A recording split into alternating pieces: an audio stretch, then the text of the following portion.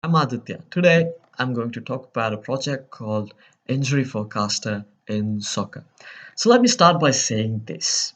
See, we all love sports, regardless of our age, gender, or race, because sports doesn't discriminate between people. It gives us an opportunity to excel, prove our worth, and become something more. So, on that level, when you talk about the big modern games, one of them is a sport called soccer. It has a huge outreach. It has a presence in about 230 countries. That's a lot of fan following. It's also called as football in Europe, soccer in America and Australia. So let me put this in perspective for you. When I say a big fan following, you have to understand this. Sports as a whole has about net worth, market worth of about $614 billion. That is a lot of money. The soccer amounts for about 10% of this, so you could say about 60 to 70 billion. That's a lot of money.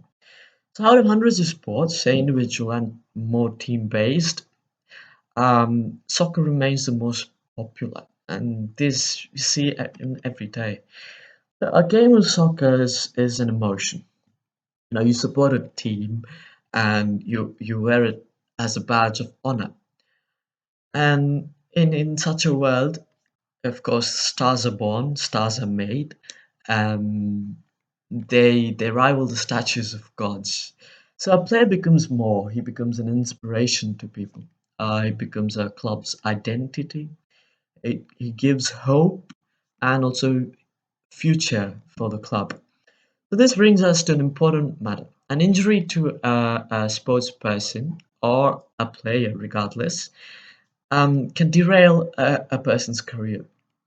This will affect the team as a whole because, and also mentally the player, because if he's out for a long time, it affects his confidence. When he comes back, he might not be the same person. So it is imperative that a person avoids injuries at any cost, if possible. To talk about a club's perspective. So injuries cost a club a lot of money, in the form of medical expenses, rehab costs, and also salaries, because you have to pay a person even if they're not playing.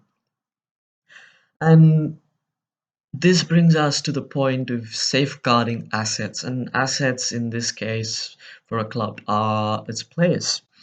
So when you're safeguarding your assets, you have to make sure that you improve their lives, you extend a player's career, and because veterans at a certain age they're prone to more injuries, right? So yeah, if you predict an injury, it's basically helping them in the long run. So let's talk about a combination of technology and sports science, and that is the result of injury forecasting.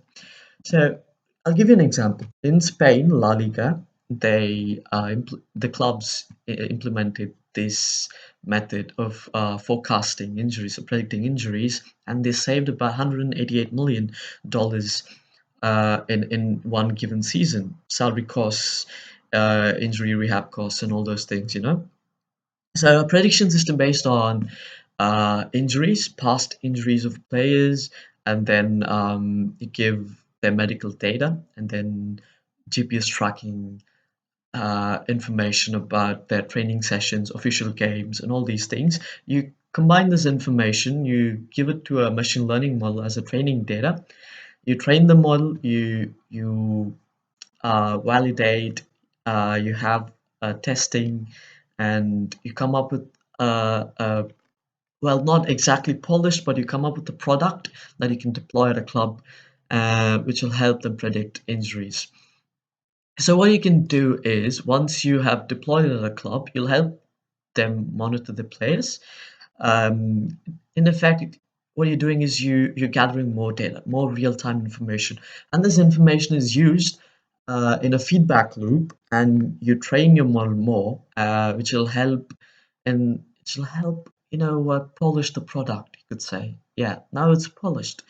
So based on this, what we do is once it becomes a successful implementation at a club, we can expand it to other clubs and branch out into different leagues. Uh, and all over, you're again collecting information. Once you have more information, you create a central repository. You have more performance parameters.